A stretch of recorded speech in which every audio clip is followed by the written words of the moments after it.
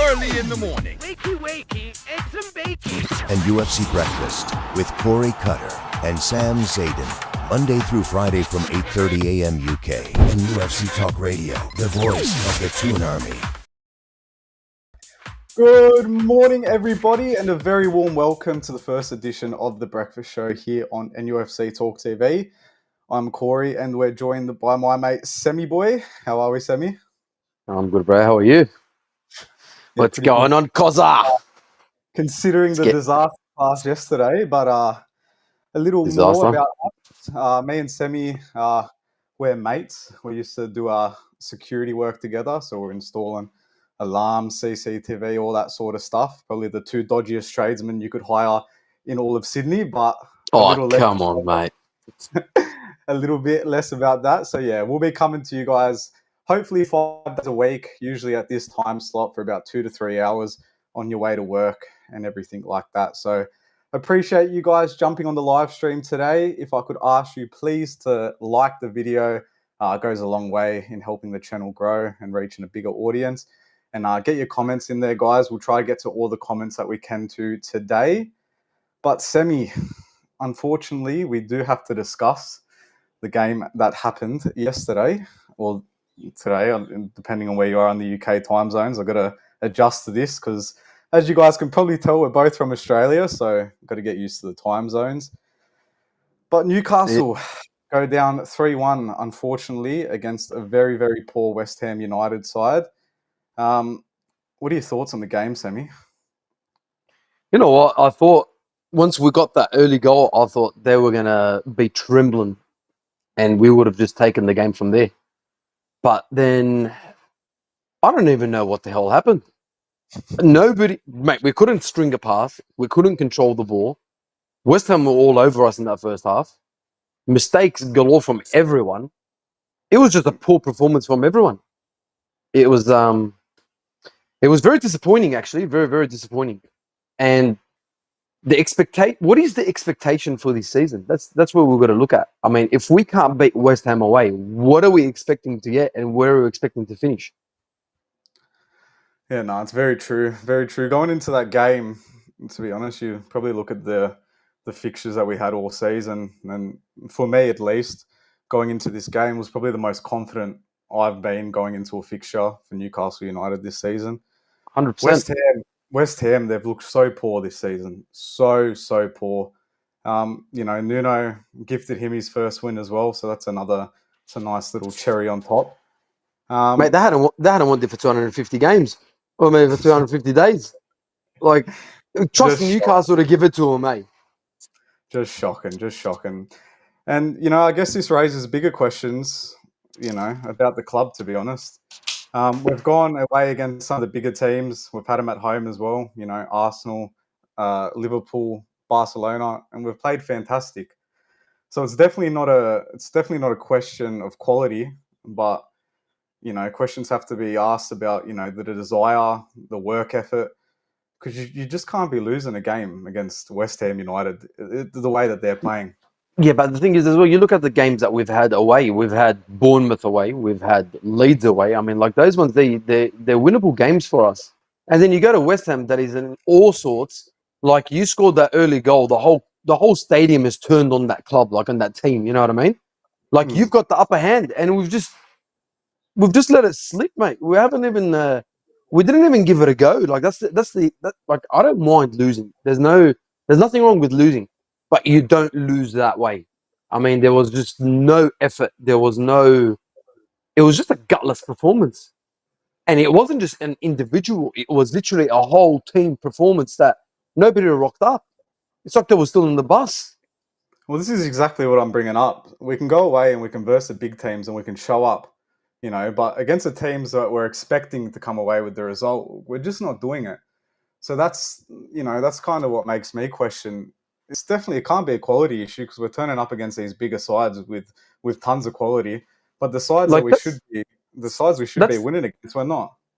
Yeah, see, that's the other thing. Like people talk up our players like they're amazing, like Bruno and then Tonali and I actually had a guy actually ask me a very good question. He's like, okay, if you guys rate your players that highly, yeah, if you guys rate your players that highly, why are you guys not competing for the title? So is it a bit delusional? Is it just the Newcastle love that we just love our players so much? What's going on here? Like, we look at the players that aren't performing and the players that are performing, and then you've got we haven't like Kenny here said. He's like we just haven't beaten a top 4 side. No, we haven't. I mean, we can't even beat a bottom 4 side at the moment.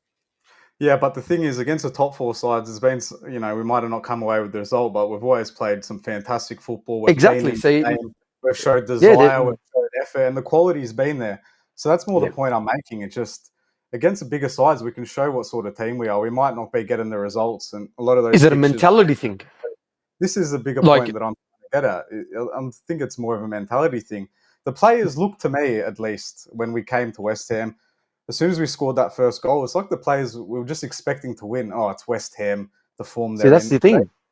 Exactly right. They just thought they were going to rock up and we're going to get the points, but it's not how it works. And, you know, that's why I think bigger questions have to be asked about the mentality. And then also the way that we set up, to be honest. I don't think the setup was wrong. I just think there's individuals in certain positions that aren't helping the side. Like, I'll give you an example. Like yesterday, Gordon didn't turn up. Voldemare had 5 players on him every single time. I felt like as well some of the changes that we made, it did not help the cause either. You know what I mean? So once he took off Voldemare and he ended up taking Gordon off, I understood the changes, but there's repercussions to those changes. You know what I'm saying? And then John Linton in the middle, bro, that bloke cannot pass. Okay, he cannot create. That's why I feel like you look at Bruno and you look at Tonali, and then there's so much pressure on them to create is because he does not create. He does not create anything. I get he's a workhorse and he brings that aggression to the squad, but other than that, he does not. And he brings yellow cards, that's for sure. You know what I mean? But he doesn't bring anything else. Like, and then Dan Burn on the left, it doesn't help either. Like, do you know what I'm saying? Like, there's so many things that we can certainly improve on that we just haven't done. But as an overall performance, I'm not picking on those players in particular. What I'm saying, as an overall performance, that was actually dreadful. And not one person turned up in that game. Yeah. Well, Kenny here says, did we pull Gordon and Walter early for Wednesday night? Look, there is a potential that we did that. But, mate, we had a game that we're down 2-1. And at the moment, what's our aim? Is our aim to win the Champions League? Because there's about 12 other teams that are way better than us. Yeah. And what is our aim to finish in the Premier League? If we're going to make Champions League, if we're planning on making the Champions League again, we can't lose to West Ham away or draw to Leeds away. These are all winnable games, and these are all points that will end up mattering at the end of the season. 100%. And if you look at that game, after the first half, it was pretty evident. You know, we're a goal down. We're screaming for goals. You know, we're a goal down against West Ham. And then he hooks off Gordon and Walter. I can maybe understand the Gordon substitution, but to take off... But not the Voldemare. But to take off Big Nick, Semi... You know what I honestly would have done? I've been... And then the only person, our only goal threat is Big Nick. And then you hook him at half time. I don't care. Look, to me, he was a ghost in the first half. But to have a player of quality and for him to be able to score the goals he has, and then we hook him at half time, like, where did we think the goal was going to come from? Because they're only coming from Big Nick at the moment. I totally agree with you, mate. Because, look, once you're saying he was a ghost in that first half, but the reason why he was a ghost in that first half is because we did not control position. We did not hold the ball. We kept passing it to them or just passing it out. I mean, we couldn't string 5 passes together in that first half. It was an absolutely disgusting first half. That's what it was. That's why Voldemare didn't have the ball that he had. But what I would have done if he was planning on making changes is that what you do, you push Voldemare a bit back because he's very good with his feet and he can create for somebody else because he drags in players. And then you put Asula up front. You know what I'm saying? That way you're doing that pressing with Gordon there and Murphy and Asula, but then you've got behind Asula, you've got Voldemare that can actually string a pass and hold the ball. And he's got that little flickery with his skill, you know what I mean? That's what I would have done. But as soon as he took both of them off and he put Asula on, we just lost that we just lost that sort of trying to hold possession because, mate, even towards that start of the second half, or most of the whole half, we were holding it in our back line, in our back four, but we were just so slow in trying to move it out as well. They just kept going sideways. Our You know what I'm passing, saying? that's the It other was thing. just there was no The creation, level, man. the level of passing, not only in this game, but I'd probably say the last 5 to 6 games, bar the Tottenham game. Obviously, the Tottenham game was levels and bounds improvements compared to what we've been seeing. But our passing is just so low quality. They just rush. Every pass is rushed. There's no desire. There's no thinking. It just they look up, they pass it out. They can't complete a 6-yard pass, and that No. goes down to Tonali and Bruno as well. No players are void of that criticism. Yeah, but see, All of that's the our thing. Like, players. of course, all of our players, 100%. But yesterday, I felt like as well with our midfield, once the back four had it, our midfield was just way too up. They were too high up. Yeah, You know what I'm saying? we got Like Bruno Randy. and Tonali are the ones that are supposed to create for us. You know what I mean? Yeah. And we just lacked that quality yesterday. We had no creation. We had no, even though we held the possession in that second half, but there's just no creativity. Yeah. And our wingers, they can't put a proper cross in either sometimes.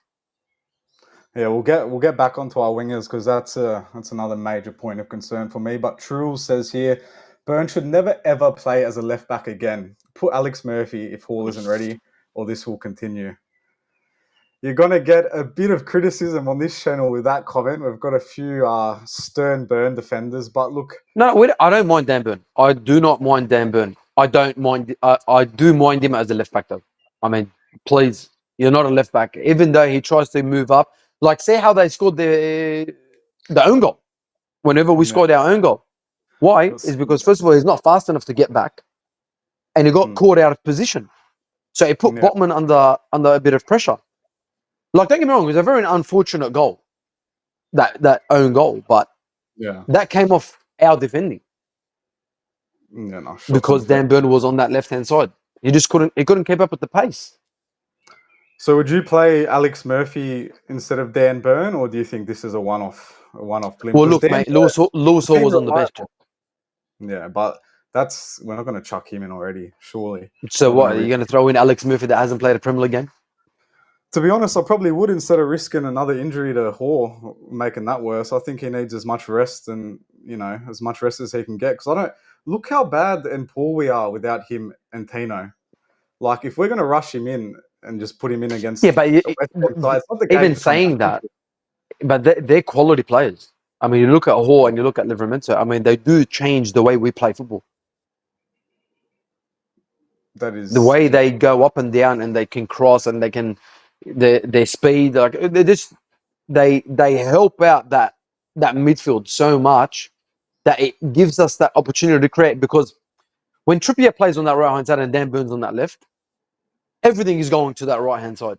So we're depending on Gordon to do too much, and then that's when Gordon does not perform. It's because there's got no one there to sort of support him in case he needs to lay that pass in. I think Gordon only performs if he's got a Champions League badge on his sleeve. That's the only time he performs. Oh, he's definitely performing midweek. He's scoring probably 2 goals easily. Scoring a hat trick, 3 assists. Yeah. As long as he's got that badge on his sleeve, then we're going to see the best out of Gordon. He won't be pointing to the Newcastle badge. He'll be pointing to the Champions League badge. So we got another comment here from Truls, which is a bit of a controversial one. How out he never learns. Look, Semi, we spoke about his questionable substitutions at halftime. Yeah. What are you assessing and what are you making out of the whole Eddie Howe situation at the moment? Do you think it's a bit premature? He definitely got the subs wrong. He definitely got them wrong. I love Eddie Howe. I've said this multiple times. I love Eddie Howe. I think he's a brilliant manager. And I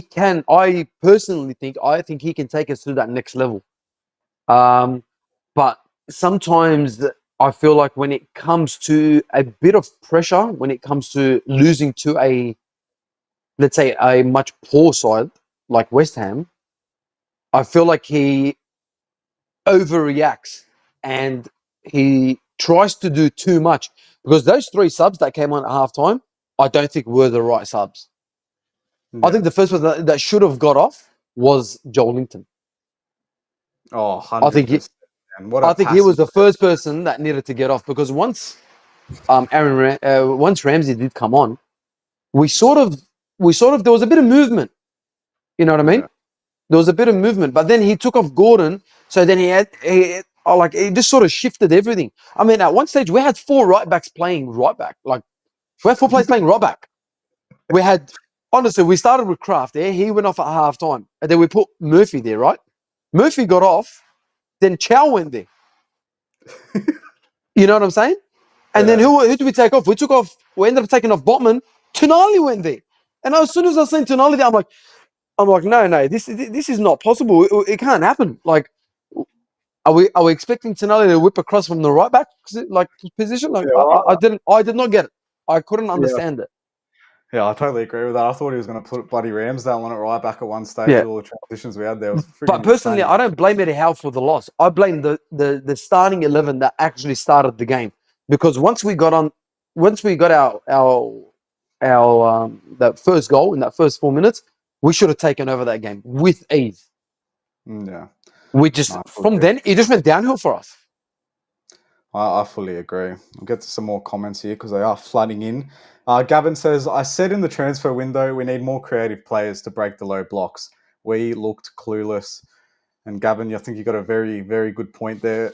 This is why I was so upset when I saw Big Nick coming off at halftime. We lack creativity. We lack a threat in goal. And without Big Nick's creating the chances and he's putting them away. So Honestly, if you look at our goals though, yeah, 100%. Most of our goals this season have come off him doing something. 100%. We even look at the game against Tottenham. He fed in, was it Barnes, and Barnes missed that chance. He's such a creative threat. And then when we took him out, 100%. we lost all sense of creativity. We lost all sense of threat. And this is where I think Gavin's right. We need more creativity because look, our midfield 3, you can put them up against any midfield 3 in the league, but attacking and creatively, they probably do lack there. And this is, I think, the biggest issue with not having a proper number 10 in your team. Eddie said it before, we don't play with a number 10, but I think sometimes you do need you need a number 10, you need a creative player. And you see when Willock comes on, the difference, we saw the difference Willock made in the Tottenham game, just a creative threat from midfield, which is something we don't really have. So I fully agree, Gavin. I think we need a little bit more creativity in the January transfer window. And because otherwise we just look so static and stale. See, like even Kenny is saying that Paqueta's it wants away, but Eddie won't buy him. Okay, I'll look at Paqueta, yeah. I mean, he is a decent player. He is a very, very good player, as an example, yeah. And then I feel like we can get so much better, as in a player coming into our squad. I don't think that. I feel like the way we play is because we defend so much that Bruno doesn't create or Tonali doesn't create as much. We tend to rely too much on our wingers. But if we could get that good number 10 coming in with Tonali and Bruno, I mean, we're talking a whole different ballgame. Because this guy can not just create for us centrally. He will bring in players so that way we've got more gaps on that right hand, on either wing. But we definitely need to invest in a good number 10. I mean, and I don't think Paqueta will cut it, to be honest with you. I feel like... You don't think Paqueta will cut it? No, I don't think so. I think we can go better. I mean, if we're really aiming to go for the league, Paqueta's not the man we're going to go for. I think PSR has other ideas for a player better than Paqueta in January. But that's my point. If we end up finishing high, if we end up making the Champions League again, we don't have to worry about PSR. So this is all on us. It goes back to us finishing in that top 4 or making that Champions League again. Because anything other than us not finishing in that top 4 is a failure of the season. It has to be. Yeah, we're going to talk about the table in a second, but we've got some gold comment here from Boki. I would rather play Eddie Murphy rather than Dan Burn. I can feel Win waking up from that comment somewhere out there in England. Win is waking up with great disdain. We'll go to a few more comments because they are flooding in here. We've got Sensible Monica with a big comment here. Eddie's loyalty to his favourites is becoming a serious problem. It's as though he's intimidated by them and afraid to upset them, and that is weak management. That's a very fair call on Eddie as well. That is. We saw him rotate midweek, and we saw the results that had. I mean, I don't mind the rotation. The rotation, we definitely need the rotation. But that is actually it's a great comment, because if he really wants to step or stamp his authority big time, he has to start dropping some players. And I think Joe Linton has to be one, and Nick Pope. I mean, 2 of those goals he leaked in yesterday, he should have saved them. Yeah, so you reckon Nick Pope comes under a bit of criticism? Of course he does. Because it might be a whole different ballgame if they don't score their first goal. Yeah. And it's savable. So do you think Nick Pope's getting dropped then for our next game? Do you reckon Ramsdale comes in, or? Me personally, I want Ramsdale to start. As much as I love Nick Pope as a shot stopper, I'd rather him start. I mean, if you saw the way he played against Tottenham and how easily we were able to pass that ball through his legs, it made it so much easier for us. I'm not taking anything away from his shot stopping. Like I said, I think Nick Pope as a shot stopper is freaking amazing. He's got he whips out some amazing saves. Okay, like I messaged you last time, Cos, yeah? How he's great at saving with he's great at saving with his feet, but he's better at passing with kicking with his arms, eh? But but yeah, it's opposite with Popey. You know what I'm saying? Yeah, so it's a bit of a strange one. But I'd love to see Ramsdale start. There's a reason why he's number 2 in England, not Pope. No, I agree. Well, we're going to get into some play ratings right after this, but we'll continue with the comments. Kenny W says, we made West Ham look like Real Madrid, and I couldn't agree more, Kenny. We made such a poor quality side look like one of the best sides we've come up against, and that is simply not good enough. And then we've also got another one from Trules here. Howe doesn't go for creative players. It's clear to see that one of many reasons I'm done with Howe. Trules is very not happy with Eddie Howe, and I can't blame him after that abysmal display. Yeah, but you know what? There's been a few of them this season. That's the sad part. You know what I mean? Like, you look at our squad, and like I said, we talk very highly of our players. You know what I mean? Like, don't get me wrong, I love our players. There's not one person I don't like in our team, and I think they're fantastic players. But when they perform the way they have been performing, that's when you're like, okay, there's something wrong, because you cannot turn up for this game and play this way, and then turn up against West Ham and play that way. Well, this is what I'm saying. Is that not more of a problem with our players than it is Eddie? See, that's what I think. I don't think it's Eddie Howe, because Eddie Howe, I don't think changes the way he manages. I don't think it's Eddie Howe. I think it's the players on the pitch thinking, oh, this is going to be an easy game. We don't have to put the effort in. So I don't know. There's been a few of those, unfortunately. So it's a bit too early for you to be having those questions about Eddie Howe at the moment. You're still pretty confident with him at the Realm. Maybe get bloody out. Yeah. From where he's taken us to where he's put us and making it, he broke our trophy drought. He's taken us to the Champions League twice in a space of 4 years. You know what I'm saying? I mean, he's done an absolutely remarkable job. Maybe the boys are still trying to gel. That's potentially. But the players that we had yesterday, they were most of our players from last season. So that's where I look at it and I'm like, no, it can't be that. And then I go back and I think to myself, no, it's most likely the players that are on that pitch thinking it's going to be an easy game, and then they go out and they get done by West Ham. Yeah. Well, Kenny W makes another good point here. West Ham played a youngster. Howe won't. And I think he was man of the match, West Ham's youngster. And I agree. I think it was absolutely fantastic in midfield for West Ham, their academy boy. And, and that's another big criticism with Eddie Howe is, his reluctance to play the youth. And I think that's, especially with our injury concerns and his reliance on Dan Burn, I think, that, not playing the youth, that's going to come under more criticism the more he doesn't decide to do it. And he's not doing himself any favours with that. We've got a lot of quality in our academy. We've got tons of quality in our academy. And, we haven't really seen a sniff of any of our youngsters. So that's another very good point, Kenny. Yeah, but that goes back to the depth that we do have at the moment. We do have depth.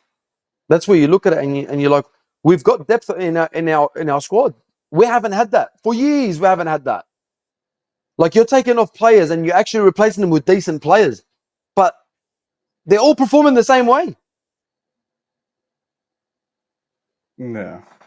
Like, nobody's coming in and actually changing a game for us. I'll get you. Other than Barnes. Barnes is good at scoring goals, but I don't know. Yesterday was a horrible day. Horrible day. Just leave it at that, I guess. Rules.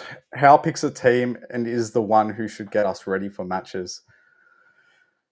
That is true to some extent, Truls, but surely, the manager can only get the players ready for so much. The players have to they're the ones playing, they're the ones on the pitch. Surely they've got to start doing the talking.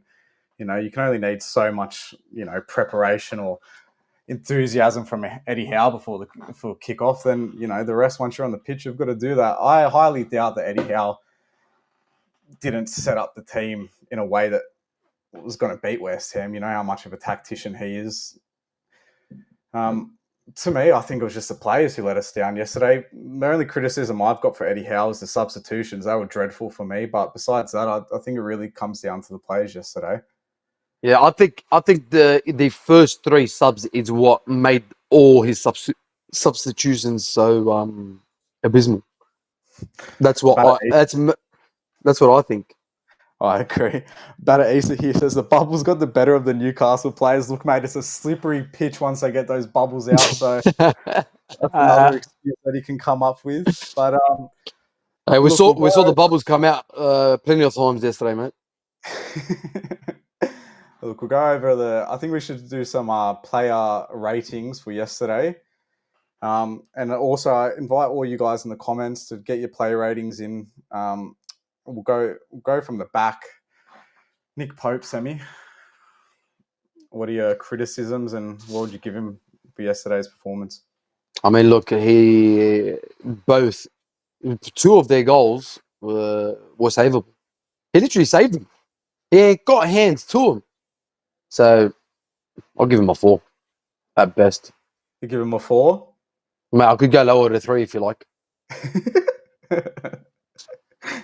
All right, so we'll give him a 4. I think that's a little bit hard. I'd probably bump him up to a 5 there. Look, he did pull off some good saves, but that was all from our defense. Yeah, I get you. And do you think now it's time for Ramsdale to have a stint at goal? I think so. I think so. But look, we'll have the same problem that Pope had yesterday if our perform the same way. That is true. All right, Kraft at the right back. Poor bloke is usually very, very reliable for us. I think he had an excellent game against Tottenham. He comes in today, and for me, he was a bit of a bystander for me, to be honest. Pretty poor. Just an average performance. I'd probably give him a 5. Yeah, 4. And give him a 4 as well. Mate, I'm telling you, I don't think I'm rating anyone more than 5. There's probably 2 players, honestly, that I'll rate a 5. Yeah, it's probably Tonali and Chow. The rest can go get 3s and 2s. Well, Truls gave Pope a 6. He did have some great saves, and that's why I thought the 4 was a little bit hard. I'd probably give him a 5 as well.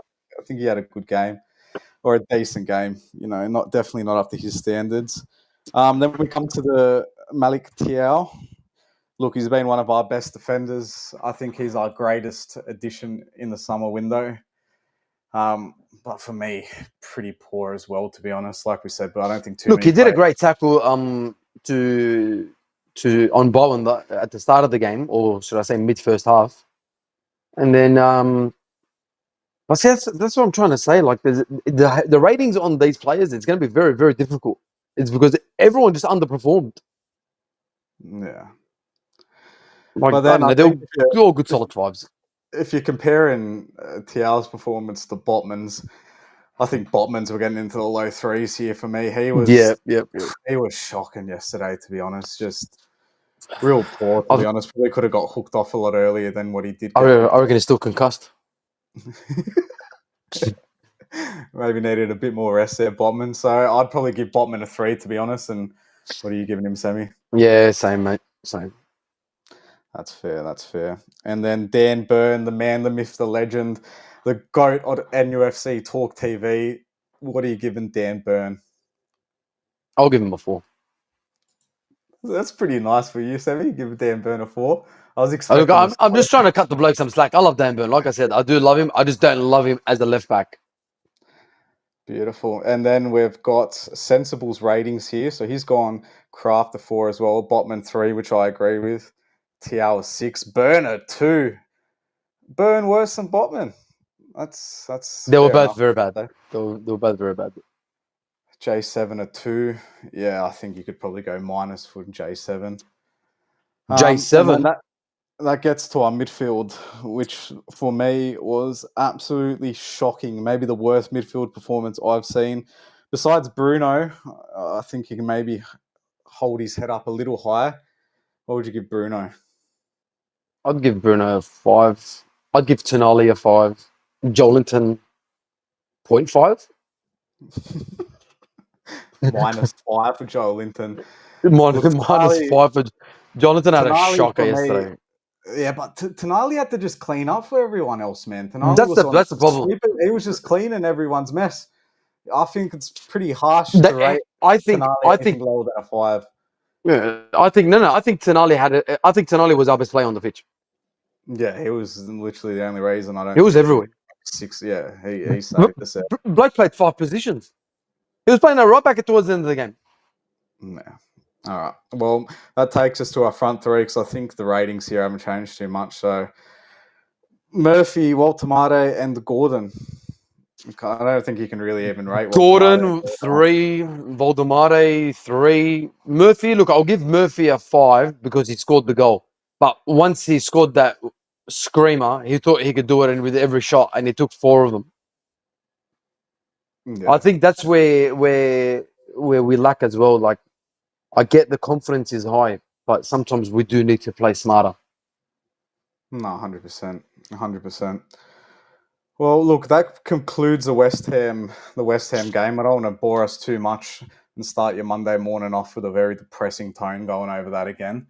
We definitely do not want to relive that match again. So let's look forward to the Champions League fixture against Athletic Club, where we're actually performing. Yeah, look, it's night and day difference between the Premier League and the Champions League. I'm pretty confident going into this game, to be honest. I think we are going to come out with absolute vengeance. I think we're going to come out with tenacity, with speed, and I think we can really blow these guys out of the water if we play the way that we've been seeing the last few games, bar the West Ham game. Team selection, I think, is going to be crucial to this, and it's probably the most difficult team selection you could go into this season, given the result of West Ham. So, Semi, how would you like to see us line up against Athletic Club? What would you be your starting team? So my starting team would be Ramsdale at goalkeeper. Right back. I don't know what's going on with Trippier. Have you heard anything about Trippier? Not really, to be honest. Not much about Troops. Yeah, because he hasn't played for the last 2 games. Yeah, well, he wasn't on any injury reports that I've seen, and he wasn't on. Yeah, the maybe bench. rest. A bit of a strange one. So I he don't know. could just be getting that rest before the Champions League game, which is probably what's happening. Yeah. So So you Troops, Chow, Botman. Well, Go Botman I'd start again. Hall, to be honest with you. Mate, yeah, you put Botman in there, of course. Who are you going to put a left back? Unless Lewis Hall's playing, put him in there, and then you put Burn there. Because Botman had a shocker the other night against West Ham. In midfield, I'd love us to start with Miley, with Tonali and Bruno. I feel like Miley brings us something that the others don't. Yeah. And he's actually been playing very, very good football. I was actually surprised that he didn't play against West Ham. He didn't put him on. And the front 3, it'd have to be Gordon, Voldemare, and Murphy. As much as I'd love us to start at Langer, but he hasn't been performing either, so he might be a good off the bench. No, that's a very strong team, to be honest. That's a very strong team. Just looking at Athletic Club and their recent form, they're going to go into the game off the back of 2 losses. They lost 3-2 against Real Sociedad, and they lost 1-0 against Getafe. They've been pretty poor this season as well. I'm just looking They at have. them in the table. They're sitting 11th, absolutely bang mid-table. So, Hey, look, they're doing better than us. Look, honestly, it's a game that we should be going into pretty confident, even bar that West Ham game. Our form in the Champions League and Premier League have been 2 very different things. So I'm expecting the 3 points there. And if we don't get the 3 points, I think that's going to put some serious pressure under Eddie Howe, as we've seen It already is after the West Ham 100%. Because if Howe loses this game and he ends up losing against Brentford, things aren't looking good. Yeah, no, that's the thing I don't even want to think about, to be honest. That's what I'm saying. Things aren't looking good, but sorry, excuse me. We have to win this game. There's only 2 games left in that Champions League that I think will trouble us a bit. Marseille away and obviously PSG away. They're the 2 that I'm looking at and thinking, look, we could potentially drop points there. Like PSG is acceptable. Marseille, it is acceptable, and I can see us winning that game. But the other 3 games left with Athletic Club coming up, and then PSV at home and Bayern Leverkusen away, really we should not be losing those games. Yeah, well, if we look to the Champions League table, we are looking pretty decent, sitting there at 6 points. Just going into the round of 16, looks like we're 8th at the moment now. So, if we can snag even a draw, that probably still puts us in pretty good stead in the table. Athletic Club 21st, and they look really low in the Champions League table. So, look, it's a pretty poor side that we're coming up against. But if that's anything that we can take from this season, is that we do not perform against the sides that we should be beating. We do not turn up against these lower league sides. So I think this is a huge litmus test to see if we can, show up and win the games that we're supposed to be winning. We have to. I mean, honestly, we shouldn't be losing to Athletic Club. Anything other than 3 points is literally counting. I'm counting it as a loss. We shouldn't be losing that side. Yeah, no, not a chance. Our team's too good to lose that side, and especially that we're playing at home. Yeah, I mean, we're a very difficult side to play at home, but once we go away, I don't know what happens. I actually, there's no explanation for it. Well, that's another thing. Our away form, that's a massive It's concern. shocking. We haven't won. I don't think we've won an away game in the Premier League for the last 7 games, and that's the longest since Eddie Howe has taken over. Yeah, we haven't won an away game this season besides the USG game. I think that's the only away game that we've won this season. Yeah, against Union. And that just, USG, we got to be coming up against them. So our away form, it's something to be desired. What do you think it is about the away form? Why are we so poor going away from home? Because it's night and day difference to when we're at St. James's Park. It's night and day difference. Look, I get it. Everyone tends to play better at home, yeah? But the quality in our squad, we should still be able to bring that away from home. Like, if you looked at West Ham yesterday, especially in that second half, all they did was defend. We held the ball. We should be creating a lot more chances than we did yesterday. It was shocking. They were just trying to counter us, and they literally did, and they did it almost perfectly a couple of times. Like, they were very unlucky not to score whenever it was like literally his foot was off. Well, it was his toe or something. So what do you put the away form down to? Do you have any explanations for it? Do you have any reasons to why we're performing so bad? Because we honestly look obviously traveling. I get the traveling, but traveling is far. Like going from Newcastle to anywhere is bloody far. Yeah. You know, I get it, but these players should be used to it by now. I mean, we have to go there, and they have to come to us. I get that they have to do that, but we have to do it every second week. They don't. Yeah. Or most clubs don't. I get it, but still, that away form is dreadful. Yeah. I'll open it up to the comments as well, because I'm really interested to see what you guys think. What do you think the reason is besides before our horrible away form? Because it's one of the worst in the Premier League, to be honest. And it's just, I don't see it getting any better. So let me know what you guys think about the away form, because it's pretty shocking. And we will get to some more comments because I've missed a ton of them. Kenny W says Gordon over Barnes. Oh, did you say Gordon over Barnes semi for the Champions League starting 11? Yes. Oof, You start Gordon. Up on that. Is that just strictly due to his Champions League form, or No, because Gordon's a better player. He has to start. Barnes always better off the bench. If you're going to start Barnes, you start him on the right hand side instead of Murphy if you want. Has to start after that, isn't it? You're going to have some sort of consequence for playing the way you're playing. Yeah, but then again, yesterday he came on and did nothing either. Yeah, I still think it was better than bloody Gordon, though. Yeah, I think a lot of players were better than Gordon. He had a shocker yesterday. Yeah, but you know what? They all played the same. they all played the same, man. They're all just as bad as each other. I'm not going to pick on Gordon, mate. You know what? They were just... The whole team was horrible yesterday. Yeah, lump them together, bro. No one stands. Besides J7, he's the only one who gets a little bit extra for me. Oh, yes. Shock performance, J7. Have a head wobble, mate. Have a head wobble. I actually think he complained more than he string passes. Yeah, well, it was definitely one of his best complaining performances, that's for sure. I'd give him man of 100%. Yellow card. Did he get a yellow card yesterday? Who, Jolinton? Yeah. I don't know. He should be getting one every game. I don't even need to look at the stats. We'll just say he did. Gavin says, the Brazilian lads think they are fit. They play. Drop them a message to rest. Sorry, I don't know if I'm dyslexic or... The Brazilian lads think if they are fit, they play. Drop them, send a message to the rest of the team. I think that's very fair from Gavin, to be honest. And I think in midfield, we've probably got the most depth to be able to do that sort of rotation. I think Bruno, maybe a bit harsh on Bruno, but I think Joe Linton, 2,000%. Has to. Miley, Willick, Ramsey, Eddie Howe. Like if there's I'd drop Jolinton easily. He has to go, and I'd start either Miley or Ramsey, because at least they can create a bit more.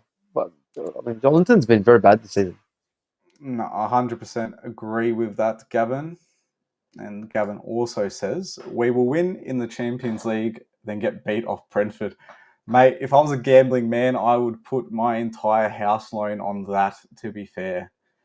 You know, it's pretty shocking that we can make these assumptions off this season, you know, win in the Champions League, come back to the Prem and get absolutely battered. But let's hope that is not the case. Look, I get why other teams are more fresh than us. It's understandable. Like, we're playing every 3 days. If you look at our fixtures after the next international, it's literally every 3 days we're playing a game. No. So we are going to be tired. But you got to perform better than that. You have to. Yeah, I agree. Sensible Monica is back again. Gordon, man of the match against Bilbao. Total beep versus Brentford. Sorry, I couldn't read that fully. Sensible Monica, we are on our best behaviour here, and any profanity, I've been told, is strictly not allowed. But I agree with you, Sensible as well.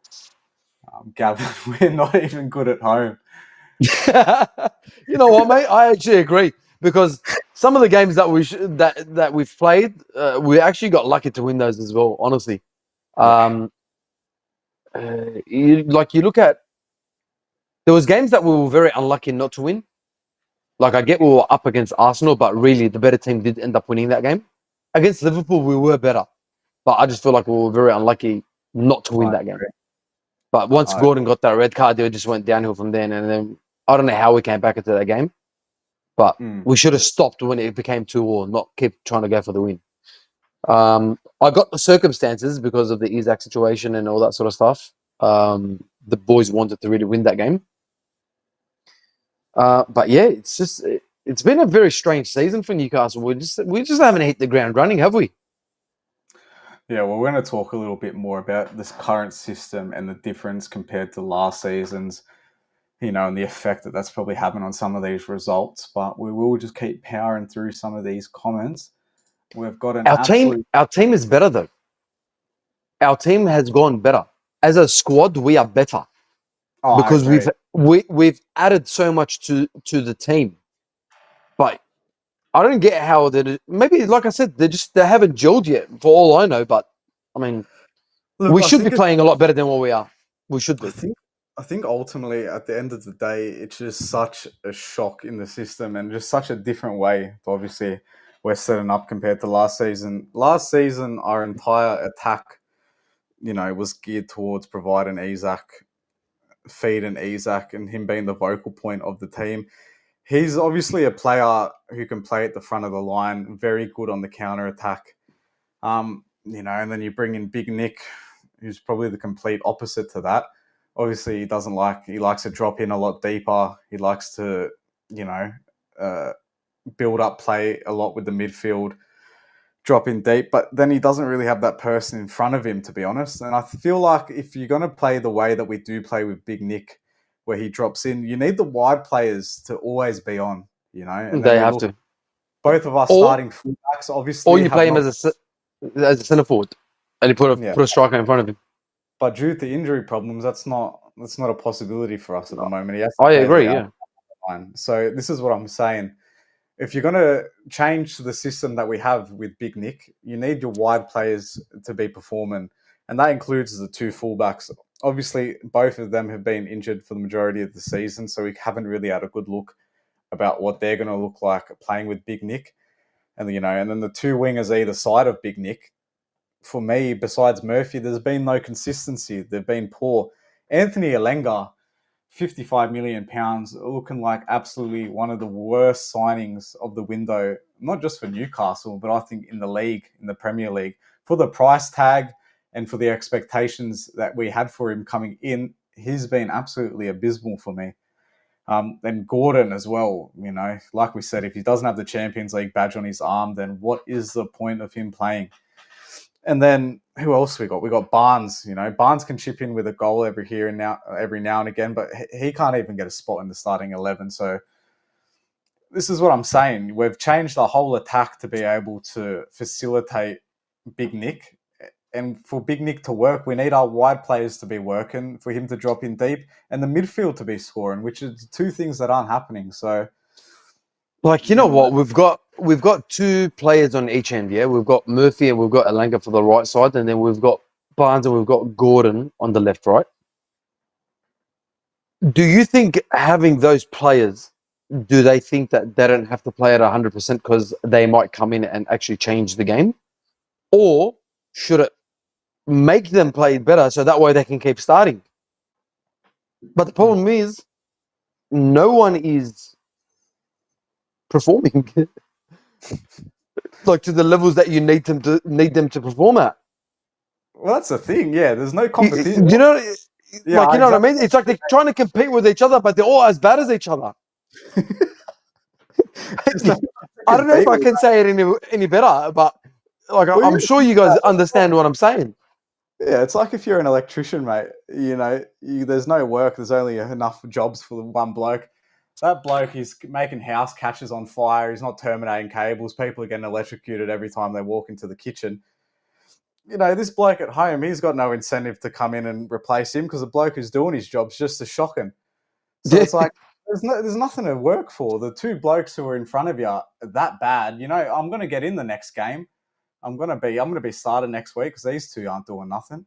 So Yes. that's a very good point. But we'll quickly jump back into our comments because they are flooding in tonight, guys. We appreciate all of the comments as well for the debut show here on NUFC Talk TV Breakfast. We really appreciate you guys sticking around and commenting. It's made the show very, very fun. But Ginger Hosking here, Ginger, I love that name, by the way. Can any fan defend Eddie Howe right now? We lost Isaac. 10 of the first team players from last season are still there. It's the same team for 2 years. Replacing Isaac wasn't hard, and it's 8 games winless. Look, like we said at the start of the show and throughout the show, I think what Eddie Howe has done for this club is nothing less than amazing. Look, obviously this season has been dreadful, and he does have to have some criticism, The substitutions he made against West Ham, they're only going to bring more criticism towards him. But for me, at this current time, I think it's a little bit too premature to be having those Eddie Howe out discussions. But look, I can totally Look, agree. we're not that far off the league. Yeah, like we're right now. So we're 6 points from second spot. So there's points dropped by everyone. Not everyone is performing to the levels to what Arsenal's performing. Arsenal's been by far the best team in the league with ease, but no one's getting close to them. And then the other big clubs are dropping points. Like you had Man U dropping points against Forest, and then you had Tottenham losing to Chelsea, but then you had Chelsea losing to Sunderland. Like all these teams are dropping points. Like not everyone is actually performing. No. But these are those games that they're dropping points in, and we're dropping points in, and then you're just looking at it like, mate, look where we could be. That's where you look at it and say, it's a bit disappointing because if we win the games that we're supposed to win, we'd be up there. We'd be literally second in the league at the moment because we're two wins away from it. Even though we're still in 13th, but that's how tight it is. Yeah, if I had a tail and I went meow, I'd be a cat, bro. You know, ifs and maybes. But that's the thing. Like we can't criticize him because everyone else is not actually performing either. But what I can criticize him on is that, like I said, with his substitutions against West Ham, the way he changed defensively against Arsenal, because that's what made us vulnerable to their 2 goals. Yeah. I think honestly the best game he actually managed this season was against Liverpool. Because for us to come back from that 2 goals down with 10 men was nothing shy from amazing. But it was just sad to lose it at the end. Yeah, we haven't seen enough of it since, but thanks for that. We haven't. Let me go to sensible here. Gordon will be man of the match. Oh, I think we already done that one, hadn't we? Kenny here. Yep. Gordon has never been the same since he wrapped his around the flag's handlebars. Look, mate, that could have been a lot worse. So if that's the reason, then we can't really blame him, mate. That's a traumatic injury. And then we've got a new Michael Smithers. Joe Linton is finished. Look, I think that's a little bit harsh, but his form needs to drastically pick up because if the players around him aren't performing to the best of their ability, he is just a liability and a passenger for me. He doesn't offer much. And the most embarrassing thing about this is when we've done the Eddie Howe presser with me, Gary, and Win, I actually said that I want to see Joe Linton start, which is probably one of the worst football takes I've had in my young life as a pundit. Absolutely abysmal take, and I definitely ate my words, but I agree with you, Michael. Joe Linton definitely has to show some better form soon. No, just replace him. Replace him? Yeah, just replace him, mate. Like, he's not going to give us what we need. We need a player that can create. That has to be our next spot to get. We need to get a creative midfielder. And don't get me someone like Paqueta. Get me somebody better. What do you mean, though? He was incredible. Bro, no, he's not. He's not incredible. There's a reason why he plays for West Ham. You're insane, bro. I'm not insane. What? But you're making it out as if... Because if it was incredible, mate, he wouldn't be playing for West Ham. So name me 2 other 10s you'd rather come in, realistic 10s as well at that could come in, that are an improvement. I haven't thought about it, to be honest with you. But we need to get one. That's what I'm saying, though. With the market that we're currently in, I think he's one of the best we could get. But like I said, these are ifs, muts, and maybes. Got a super chat here. Thank you very much, Harry, for the super chat. We appreciate it very much. Yes, it's very disappointing, but far from over. Look, a bit of optimism here, which I haven't seen much of in the last 24 hours, but I agree, mate. It's very, very early doors, and we're on a bit of a great little run there before this little blimp. So, look, guys, let's just hope that this was a little blimp, and that's all it was, but I agree. Yeah, but you know what? This little blip comes every 3 games. That is true. Consistency. Because we played the same way against Brighton. We were actually very lucky to score that goal with Voldemort. I mean, amazing goal. Like, it needed something special for us to score a goal. And then 5 minutes later, we go and concede. So, yeah, that is... So thinking about that though now, how much time is Eddie Howe going to be given? For you at least, how much time are you going to give Eddie before you start asking some of these questions that our other fans have been asking? What, the sack? Yeah, like, because look, that's I been, don't think we should be sacking Eddie Howe anytime I'm soon. seeing that everywhere over social media. A lot of Yeah, but you disappointment. gotta. Yeah, but you know what? Like the rebuild has taken time. That's what he hasn't come in and has signed every player that he really wants. I mean, we did go for players that obviously chose other clubs during the summer. But if he gets the team that he really wants, because you got to remember, like most of these players are still from before him, Yeah, like Murphy. Um, who else was there? Like majority. Marty as well. He's from the academy. Like there's a few that he has signed, but there's still I think we are missing that one key piece, which is a creative midfielder. Once we get that in, it will be a lot better for us, I think, because All I right. think we just tend to control the ball a lot better. So you still think it's pretty? It'd have to go considerably bad in the next few matches for you to start asking those questions about. Oh yeah, I agree. Yeah, definitely. Okay, okay, I do agree with that. I think he's done himself a good enough job to buy himself at least another month or two. But you know, the results have to be getting a little bit better here. So Uh, if we sack Eddie Howe, do we go for Mourinho or what? I mean, it looks like he'd love to come and manage Newcastle. That'd be the worst thing I think that could happen to this club, if we got Jose Why? Mourinho. He's been shocking lately, man. Yeah, Eddie but the Howe, bloke's a winner. The bloke's a winner. He's won the Premier League. He's won the Champions League. You cannot say that he's not a good manager. And he will definitely attract players. what's Players he would won? want to go and play for him. Yeah, but what's he won since? I can't remember a trophy he's won since Man United. Yeah, it's because he left the league. That's why we're not really paying attention to it. This is the other point. I think it's a very good point, to be honest, about this Eddie Howe thing. For the Eddie Howe outers and for the people who are not happy with Eddie and want to see change, who do you even bring in? Like, who is See, even on that's the the other thing. Like, who are you going to sack and who are you going to bring in? Like, There's no obviously, we need to bring somebody in that's better. one. Yeah. Who is better right now than Eddie Howe that you're going to bring in that's going to change the club?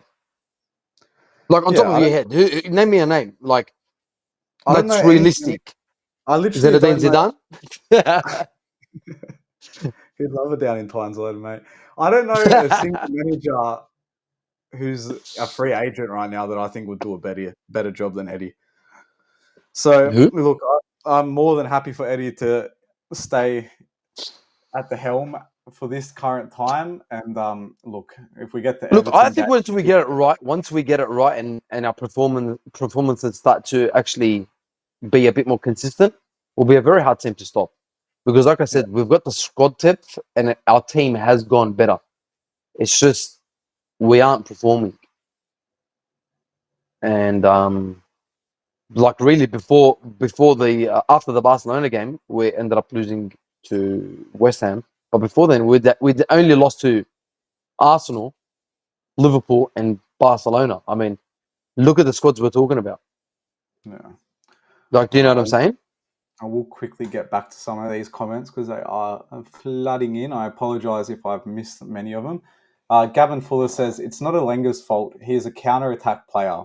So why did we buy him to play possession ball? It's because we tried to go from Boimo and he ended up choosing Manchester United. Yeah, look, I definitely don't think Alenga was at the top of No, our he was list. not the top. No way he was. Yeah, I don't think he was at the top of our list. Mm. I think the recruitment now in the summer, you know, I think it's right to maybe scrutinise that a little bit.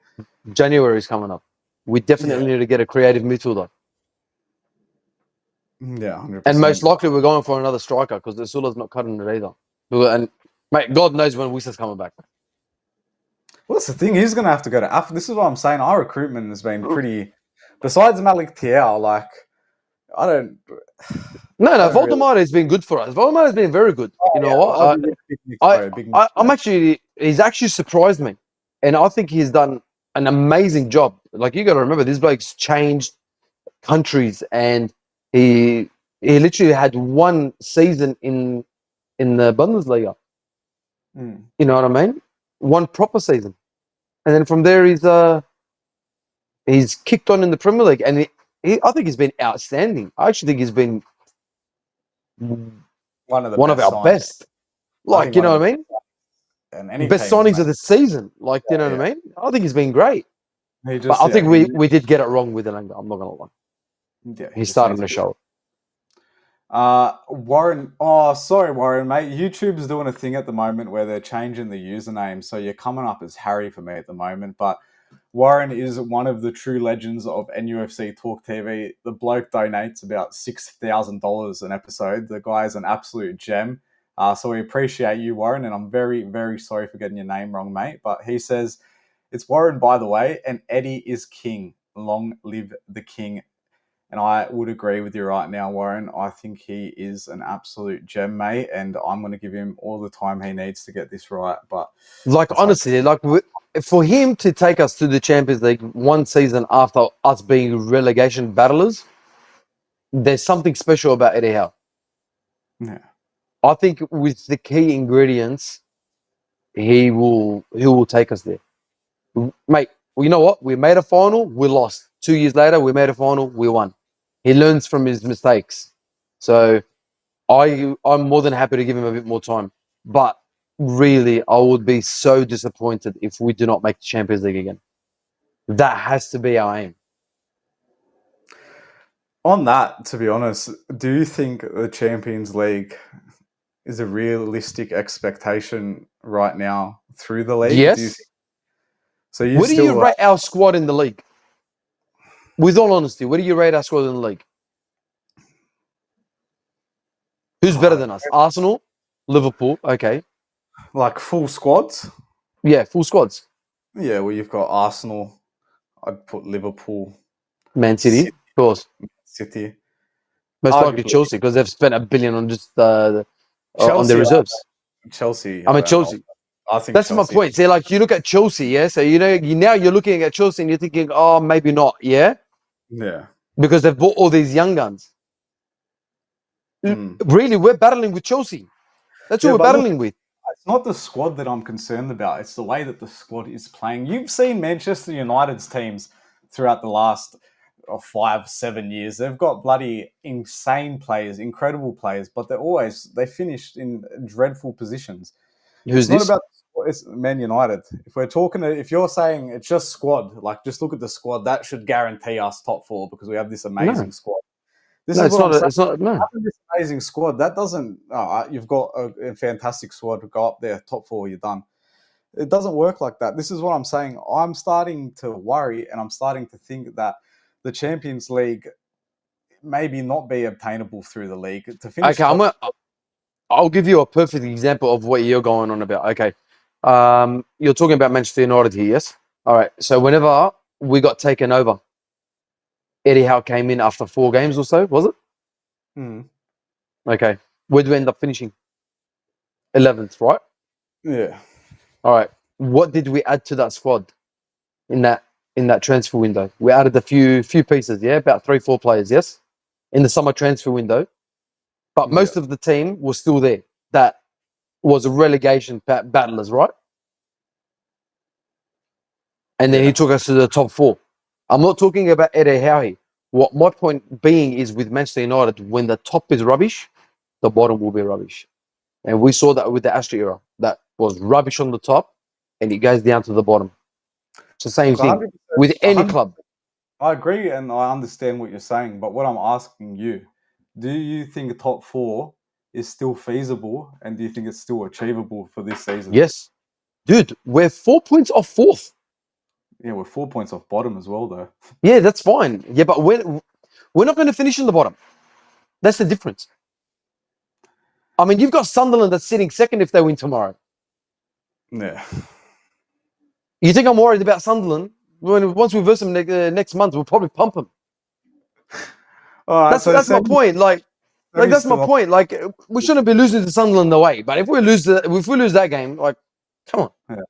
Well, I want to Come open that up to the chat as well. Does everybody in the chat think that top 4 this season is feasible, and do you think that we will get it? I'd be very interested to see because Look, we've got such a broad spectrum of opinions here on NUFC Talk TV and in the wider Newcastle fan base. So, some people are thinking, get Eddie out tonight, or we're going to get relegated. And then you've got others like Semi here who are still pretty confident in Champions League. So I'd love to know what you guys are thinking as well. But we will jump back to some of these comments here. We've got another one from Ginger Hoskins. For me, it's 250 million spent. We don't score many goals, but we've made a squad worth 750 million. I'm sorry if you think we're going to turn it around with the games away. Form matters and Howe's inept. For me, it's 300. I think he wants to turn it around. Look, that's another very good point by Ginger Hoskins, mate. And I don't disagree. We have a comment here. I think it's from a Thai user, mate. Apologies if I am wrong. Newcastle, no enthusiasm, turning point. Yeah, look, mate, the enthusiasm was not there yesterday, that is for sure. Question here, do you not think Eddie Howe has been riding on the takeover wave and feel-good factor? Not at all, Gavin. I think Eddie Howe's been riding off his results and his success, to be honest, mate. I think. Look, if he was riding on that, we'd be finishing 8th, not top 4. You need a bit of skill to finish in that top 4, top 5. We're competing with it's the hardest league in the world. You can't say that he's riding the wave. Jesus, what a bloody wave that is. He'd be an Australian gold medal surfer, mate, in the Olympics. My God. God. Hey, that's like riding a tsunami, mate. Come on. You've been great tonight, Gavin, but unfortunately I might have to disagree with you there, mate. I think it's a little harsh on Eddie. I think Gavin just doesn't like Eddie. I think he's the most professional guy in the bloody league. Eddie might be a bogey in disguise, mate. It might be a bogey in disguise. From Kevin here, just wait till Weezer is fit, then judge. Yeah, look, mate, I think that's a very, very fair point. We've got both our starting fullbacks out and probably our only real, you can say Nick Waltamade is a striker, which I think he is, but he's probably, I think Weezer's their only real out-and-out number 9 that we've really got at the club. I think Nick can do both, but I think Nick would really thrive probably behind Weezer. So, look, mate, we're going to look like a very, very different side with Weezer and the 2 fullbacks in, but that still doesn't, every team's going to get in. People don't understand as well how much Livramento has been missed, him and Hall. They have been missed. And we didn't have Trippier yesterday either. Yesterday for them, because it's the breakfast show. But it's a bit of a tough one. Like, we did have a few players out, but still, our team is way better than theirs, and they should be performing a lot better than what they did. So this is kind of where I go. I flip-flop a little bit, because on one hand, I think with those 3 players back, I think we'll look night and day different. I think we'll look like such a more balanced side. Because it takes pressure off our wingers. If you got good fullbacks, it takes pressure off your wingers. That's why everyone's looking at Gordon and thinking he's playing rubbish. Is because he's got no support on that left-hand side. No. By the time Dan Burn gets there, he's lost the ball. Yeah, I agree. Look, but then on the other hand, those 3 injuries, should that be enough for a team to capitulate like we've been doing? Yeah, but they're a vital part to the team. I understand that. But I think any Premier League, and we say that this is the strongest squad that we've had in years and all of this stuff. Squad-wise, yes, it definitely is. Yeah, that's what I'm saying. But should 3 players, if we have got the strongest squad that we've had in all these years, should 3 players derail us as much as they have? Because no, I don't think so. But you know what I would have done? I would have, if really he doesn't want to start Alex Murphy, put me Jacob Murphy as right back and put me Trippier as a left back. At least that way we've got something to use. Do not put me Dan Burn, because we're not doing anything with Dan Burn as left back. And as you can see, we're conceding very silly goals. Yeah, I agree. We've got another super chat here from our mate Warren. Yes, it's very disappointing, but far from over. That's it, mate. Warren, it's still very early on in the season, mate. I think we've got plenty of time to turn it around. Well, let's hope that time starts right about now. Wednesday night, mate. Wednesday night. Let's get it done. I think we've got Gavin here backing up you on Paqueta semi. Ask West Ham fans. Paqueta only turns up now and again and always turns it on against his best pal, Bruno. Of course he does. Yeah, I think that's pretty fair, mate. If we'd be hearing a lot more about him at West Ham if he was performing any better than he has been. But that's my point. Like, if he was performing, if he was that sort of player, he would have been at a bigger club. It's that simple. There's a reason why he's at West Ham. Yeah, I agree. Kenny here, I think, agreeing with me here on Mourinho. It's St. James's Park, not Jurassic Park Mourinho. 100%, mate. I think Mourinho is very past his time, mate. You're going to have to get the Velociraptors and the Tyrannosaurus Rex. Okay, but but who are you going to get in that's going to make our team better? This is what I'm saying. Mikel Arteta? Come on. The GOAT, mate. The absolute Mikel Arteta, the GOAT? Undisputed, undefeated champion of second place, mate. No one finishing better than Mikel Arteta. Find me a bloke who's better at second place than Arteta.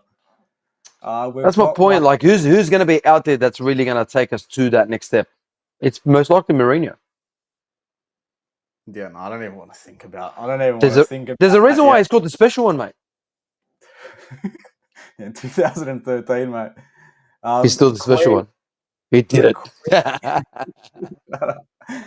Queen here, one of our own on NUFC Talk, says fans think one thing, but in the end, it is the owners who will make the choice.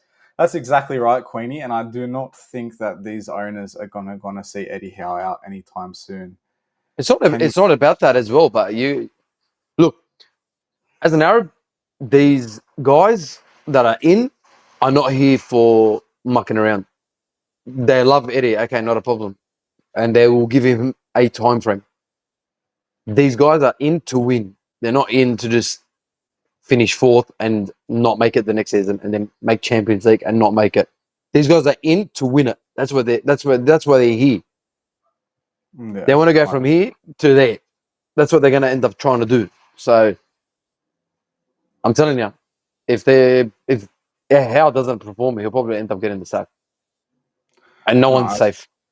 I agree. Well, we'll talk about a little bit at the end of the show, our next few fixtures coming up and how that could be looking if a few results do not go our way. But we will try and power through with a few more of these comments because we do want the breakfast show here to be very fair and interactive, and we want you guys to have your say on the breakfast show. So we will get to Phil's comment here. Too many square pegs in round holes. We look disjointed. Any more displays like this and Howe will be on the chopping block. J7 is finished. Gordon a show pony. And Pope couldn't catch a cold. Well, he could if it was with his 2 feet, mate. Pope would have that up. Get coronavirus. Not his hands. Oh, God. Yeah, look, by the sounds of the comments, a lot of people are probably happy to see Ramsdale come into the side, to be honest.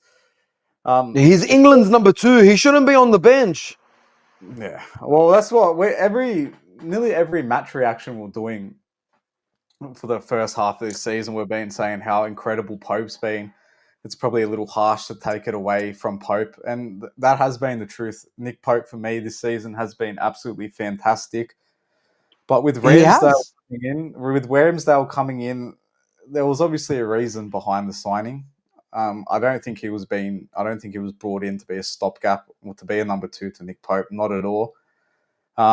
So I think Eddie Howe was probably waiting for a slight hiccup or something like this West Ham game to maybe allow Ramsdale to come in. We saw Ramsdale against Tottenham. He looked like he's been playing in the side the whole season.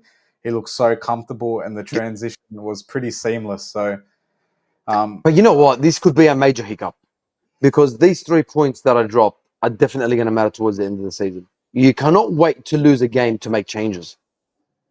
That's something I don't like. And that's something I don't like about Eddie Howe. Mate, just put your best squad out there. Yeah. Like, I get you love Dan Burn. But, mate, he's not a left back. Do not play him at left back. You've got England's number 2 on the bench. Start him. He's a better goalkeeper. There's a reason why he's England's number 2, like I said. To your point, though, I think that's probably why Dan Burn's been playing, because he's probably a best recognised left back that we have available to us right now. Whenever we had Trippier Whenever we had Trippier on as our right back, Trippier's played left back. For the love of God, put him at left back and put Murphy on the right. There's nothing wrong with that. Murphy's played right back. Trips has looked pretty poor to me this season as well, to be fair. Would you We agree played with our that? best games with Trippier in our squad. Yeah, but Trippier's been pretty shocking the last few games, if you don't mind me saying. And we have another super chat here from Warren. Thank you again, Warren, mate. Absolutely appreciate all of the super chats you always put in, mate. You must be earning a bit of coin for all these super chats. But when Weiss is back, spaghetti legs will thrive. I love it. He 100%. definitely will, mate. You know what? Look, he's already thriving. I just feel like they're not helping him reach his full potential just yet. Once they get how to use him, I think he'll be very lethal, to be honest. 100%. Weiss will be Because like he's definitely showed his glimpses. the garlic bread of the meatballs to spaghetti legs, mate. It'll make a very nice meal. And then we have again, Howe has his faves, as has been highlighted, but that can't stay that way if you want evolution and success. Look, 100% agree. Favoritism does not win football matches. The players on the pitch do. So I agree with you. See, that's why you look at Pep and you look at Arteta, mate. They always go out there and they choose their best squad, mate. Eze doesn't even start for himself half the time. Who's this? Sorry, Arsenal. Like I'm saying, Eze doesn't start half the time for him. And Madueke, like as an example, they always try to play their best squad. Why? It's because they're going to win games with your best squad playing. No, I fully agree. Like, mate, you have to choose your best squad. There's a reason why you have them. Use them. Yeah. Not wait until you're 2-1 down and then try to beat 10 men. Defending you. Things. Tommy Tuchel, Julian Nigelsmann, Adiola from Bournemouth. I'm sorry, Eddie Howe messes up 10 games a season. I'm sorry, making wishes doesn't win games. We've won 3 since If there's a manager, honestly, I'd get in. It's the Crystal Palace one. Oh, Glasner or whatever, isn't it? Yeah. Oh, bro. He is actually looking like something special. Hey, guess what? If he was to come in, we'd actually beat Liverpool. Wait, 3 games this season, eh? Those guys have Liverpool's number. Bro, honestly, Liverpool's number or what, man? He's I don't know what it is, man, but he's just got it over him, yeah? I agree. Gavin here says, Eddie constantly say we don't play with a 10. I'm sick of these 3-8s thing. No one is responsible for anything. Mate, I couldn't agree more. I think you would see such a different side with a recognised number 10 in front of Bruno and Tonali. I think would look night and day different. And it'll just take such pressure off the front 3 and Nick. We would look night and day. 100%. We need a centre attacking mid. For the love of God, anyone but Vakosa. I very much agree. I've got so many comments, guys. I really do apologise for missing all of these. Still a bad dad. Love the name, mate. I can't believe how suicidal our fans are over this loss. Yes, it was atrocious, but it's not the end. Mate, this is what I'm saying. It's just such a spectrum at the moment at Newcastle United. You'd think there was 2 different teams on the pitch we've been watching. Some absolutely can't stand Eddie. They want him out now. And then others say Eddie can't do any wrong. So, look, yeah, but you know what? He's saying that after one bad performance, everyone's losing their minds. But it hasn't been one bad performance. Yeah, it's been several. Every away game has been a bad performance. The way we played against Leeds, my God, it was just as bad as West Ham. We were just like we were versing Leeds. Like, you know what I'm trying to say? Against Brighton, same thing. We didn't create. We had that one opportunity with Voldemare, came out with a little bit of magic, and then we go and concede straight after it. There's just been it hasn't been one game. It hasn't been one game. It's been more than a few games that we've it's been disastrous. I think fans are just so fed up with the lack of consistency, eh? That's the problem, mate. It's been inconsistent.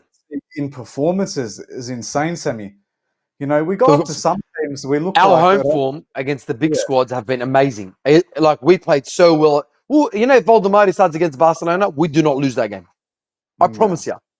Because we had 3 massive chances to score in that first half. And who were we missing? We were missing a striker because we had Gordon playing up front. Yeah. But that's my point. Against those squads, we lost the games, but we performed. I don't mind losing, but if you're performing, don't go and give me that and lose to West Ham. No, I do not accept that. Not when I need to wake up at 1 a.m. to watch my game. Oh yeah, that's the other thing, guys. In Australia here, Like in Australia, we got to wake up at 1 a.m. to watch our games. Like, mate, I went to sleep early just to wake up for the game, and then I ended up watching that. Imagine how filthy. I was looking at my ceiling last night at 3:30 a.m. thinking of my life choices. Wait, when you go back to bed after one of those losses, it's like the sleep paralysis demon in the corner of your bed just staring at you. It's the worst feeling in the world, guys. I can't tell you how bad it is on a Monday morning after a loss. Like, you know, it's a great feeling when you win. It's a great feeling when you win. But, mate, do not make me wake up and see that sort of performance. That's when I get really, really annoyed. we can't even get on the beers and start drinking to wash down the. Well, I can, but Semi definitely doesn't at 1 o'clock in the morning. But no, man, I got to be up by 6 o'clock, mate. I got to go open up my shop.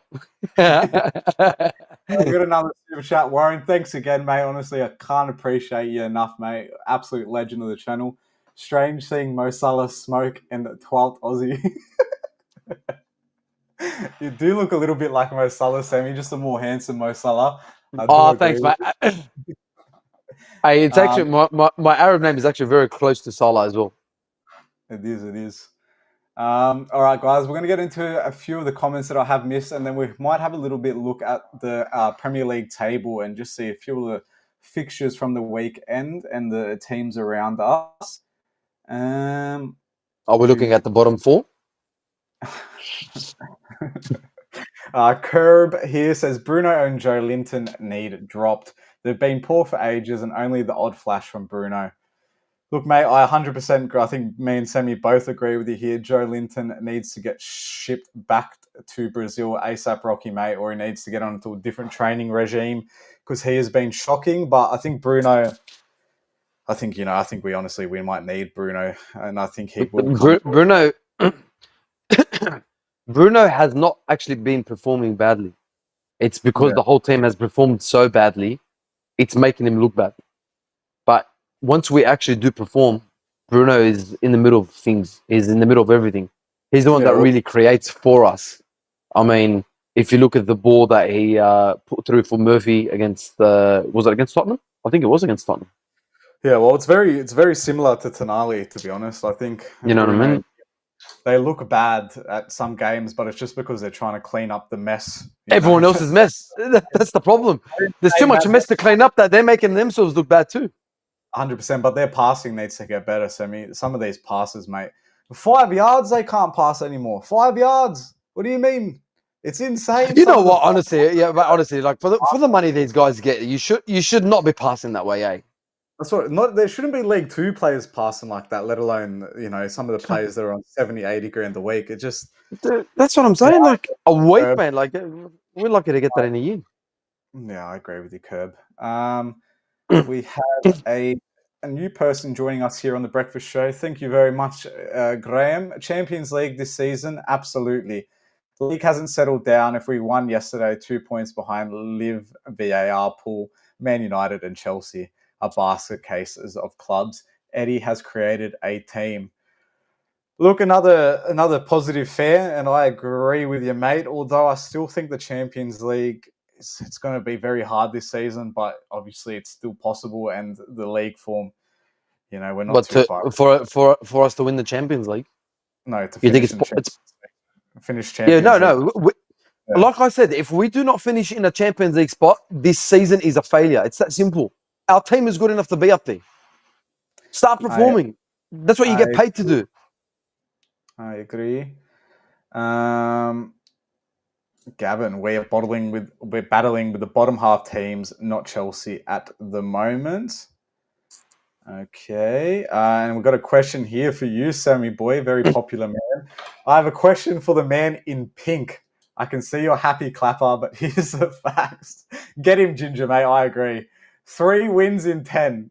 It's one quarter gone now. Our fixtures are not easy. Brentford, Man City, go look at the fixtures. So he's not agreeing with your semi boy, mate. We've got a bit About of what this. though? I think What he's is he just not agreeing with me about?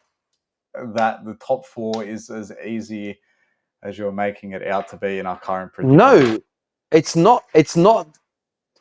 It's because of our crap performances. Okay, whenever you looked at those early fixtures, Leeds, do you think we should be winning that? Yes or no? Yes. Okay, West Ham away, do you think we should be winning that? Yes or no? Yes. Okay, so I'm giving you teams that we should be beating that we are actually not.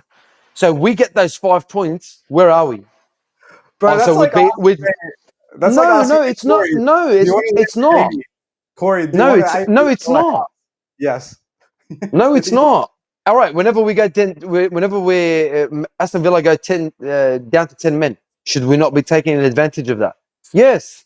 I know Our what you're team is saying. good enough to win those games. We should be winning those games. I can accept the losses to Liverpool and Arsenal.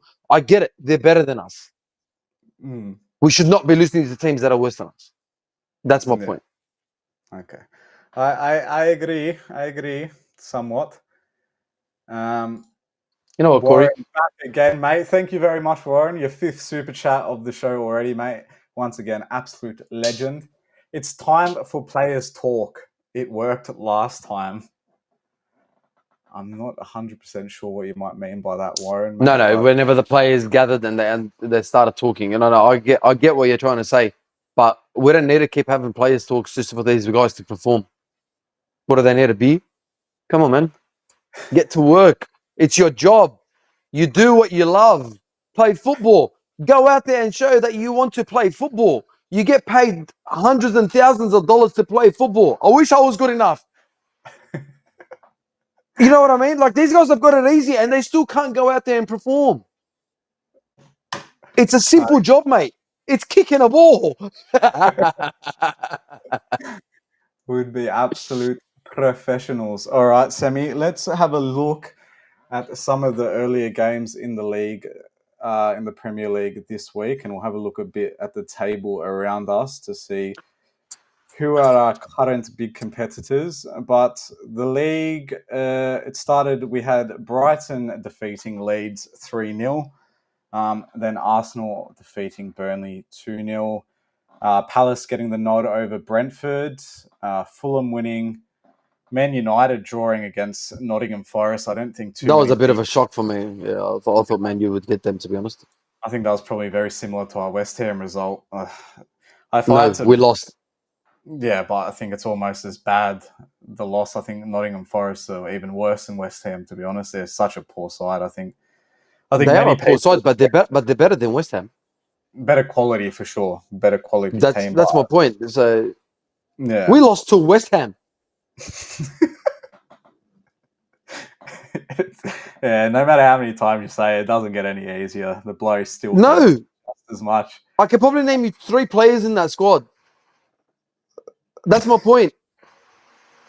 Their academy bloke was getting man of the match. I don't think the guys played a game before that. But anyway, Come on.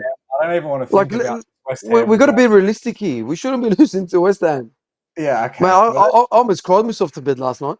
But we spent an hour and 10 minutes on that absolutely depressing dross. So let's get away from West Ham because I don't even want to think about it again. And then we had Chelsea defeating Tottenham 1-0 away from home. A very good win for Chelsea. Tottenham looking very shaky at the moment. Thomas the Frank engine is not choo-choo at the moment. And then we had Liverpool surprisingly getting a win in the Premier League. Who would have thought against Aston Villa? Very good win for them, to be honest. You're talking about managers in crisis. I think if they lost that, Arnie Slot was in serious, serious trouble. He really was. I mean, that sort of eased a bit of pressure off him. Look, they could get going from here.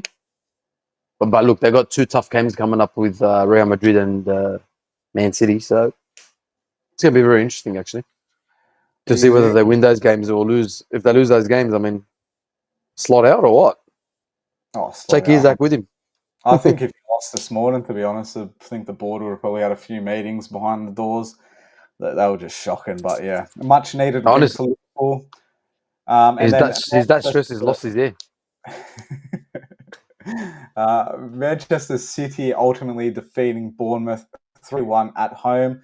Very good result against Bournemouth. Anyone beating Bournemouth in the league this season is a great win. So Man City finally back on track. And then we have the filthy Mackems tomorrow taking Everton. And if you think the West Ham was bad enough, if Sunderland win tomorrow, they are second in the Premier League. Who would have thought? Yeah, that's a rough thought, to be honest. What do you? Look, they're just riding the wave at the moment. See, these guys are riding the wave. These guys are Olympic gold medalist surfers, mate, at the moment, the way they're riding their waves. Yeah, but their wave is about to crash on shore soon. That's my point. Better crash soon, mate, 'cause I'm sick of seeing the wave rolling. Just on that game tomorrow, Semi, obviously Sunderland, unfortunately, very, very strong start to the season. I don't think anyone would have thought they would have had the start to the season they did, especially with all of the new players. You know, they've actually done so well.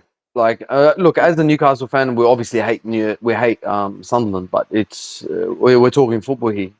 They've actually done a great job, even with their new signings, Shaka and that sort of stuff. I mean, they're actually playing proper football. Why can't we play like Sunderland? No, I wouldn't say that, but come on, guys. End the show after that statement from a Semi guy. Yeah. Hey guys, I'm just mucking around, guys. I'm just mucking around. But look, they've had a great start, but I do feel like they will start to crash down soon. Yeah. All right, guys. So besides the Sunderland Everton game, they were all of the Premier League fixtures from this past weekend. And then look a little bit closer at the table regarding us. Obviously, we're in 13th place on 12 points. Above us are Brentford, Villa, and Brighton, all within 3 points. And then below us, we have Fulham, Everton, and Leeds, only a point behind us, and Burnley, only 2 points behind us. And then, unfortunately, after that is the relegation zone with West Ham on 7 points. We've given them 3 of those, which is gross. Then Forest and Wolves. Obviously, Brentford, Fulham, and Everton probably all sides that are going to be competing around us, around that table position. Semi, who You think Brentford should be competing with us? I think they're going to be competing with us around that table at the moment. They're playing fantastic at the moment. The last Brentford? Yeah. I get the way they're playing right now, but do you think they should be competing with us? No, I don't think they should be competing with us in the grand scheme of things, but I think given the league table right now, unfortunately, we are.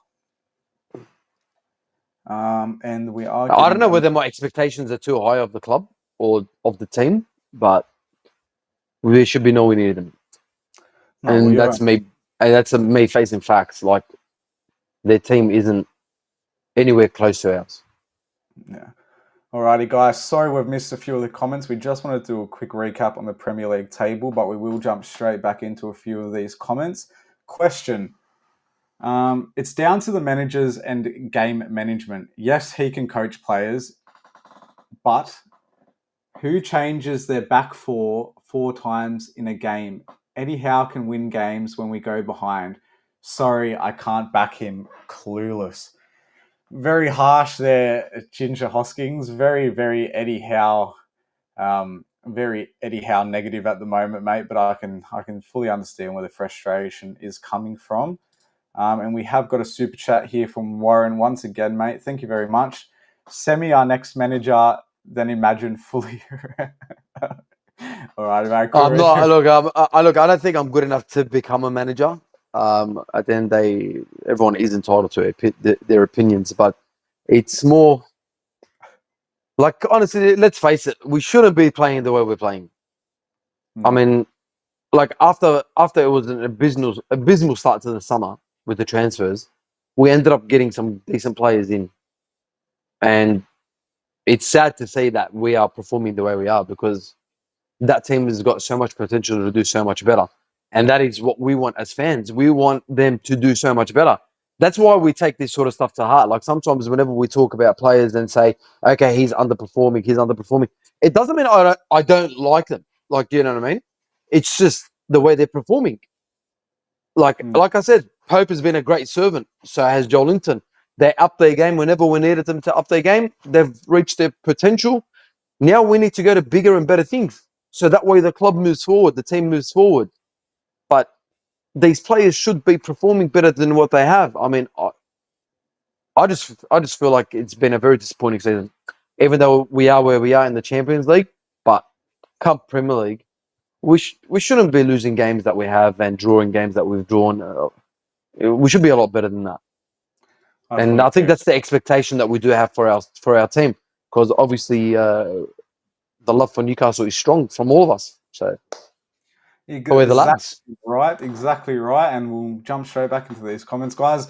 Just one thing I really do appreciate. This obviously is the first morning show that we've done here on NUFC Talk TV, and all of the comments, guys, you have been amazing. It's been a very busy show, so I just really appreciate all of that. And Darren says, worst performance in a long time. Beaten by a side which leaks goals for fun, and we cannot score more than one. And then he also had to follow that up with West Ham could have beaten us yesterday with no keeper. And Darren, I probably agree with you, mate. We didn't really give them too much of a threat on the other side. So, look, that's what I'm saying. Like in that second half, we controlled the ball. It's because they obviously allowed us to control the ball because they just sat back. Yeah, 65% possession or whatever it was. But what did we do with it?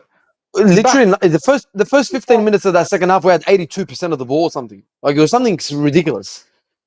Mate, we did nothing with it. I don't think we had a proper shot at goal in that second half. I don't think we actually had a shot at goal. Yeah, no, absolutely. Like, come on, guys. You gotta be better than that. Where's the urgency? Come on. All righty. Another one here from a new comment here from Phil. Howe needs a new formation, playing away from home. Maybe put Joelinton in goal. He'd love barging people into. Hey, look, mate. Hey, look. At least, it'd be as bad. We can't afford that. We can't afford it. What are you talking about? Because it'd be as bad as Pope at passing. Put Pope in centre mid and Joelinton in goalkeeper. The results will start coming in, mate. I'm telling you. Choppy, another regular of the channel, says it's always panic station. Eddie has no plan B, and Eddie picks Dan Burn. See, but like, you know what, I do feel like he does do panic. He does do panic subs, and yesterday we definitely did see that. Panic subs. Mate, that's my point. Taking off Gordon and Voldemari at half time. Come on, man. I'd love to know what he was thinking behind. I still can't get over that. I know we've moved past the game, guys, and I'm very sorry, but that Walter Marte substitution needs to... But even Gordon, I get he had a shocker, but you got to... He's got Joelinton on that left-hand side with Dan Burn. What do you want Gordon to do? That's the other thing, and we're already creating nothing, and then you take away our two bigger... Where did he think it was going to come from after that? That's my point, though, you know what I'm saying? Yeah. And he kept Joelinton on the whole game, and just nothing happened. Come on. How do you... Mate, Eddie Howe, I'm coming for your job, mate.